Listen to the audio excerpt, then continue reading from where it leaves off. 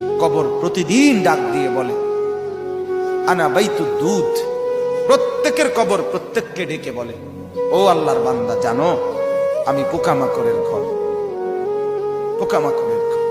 তুমি তো সেই বান্দা যে একটা মশা কানের পাশ দিয়ে উড়ে গেলে তোমার ঘুম বন্ধ হয়ে যায়, চোখ মিলে যায়। একটা মশার গুনগুন আওয়াজ সহ্য করতে পারো না।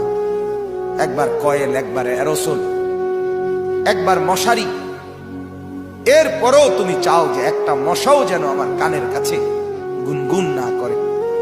তো 5 ঘন্টার ঘুমের জন্য, 6 ঘন্টার ঘুমের জন্য বান্দা এই যত্ন নিলা, অনন্তকাল কিংবা বছরের পর বছর কবরের যে ঘুম দিবা, পড়ে থাকবা সেই ঘরে, পোকা মাকড়ের ঘর, সেই ঘরে তুমি ঘুমাইবা কেমনে, থাকবা?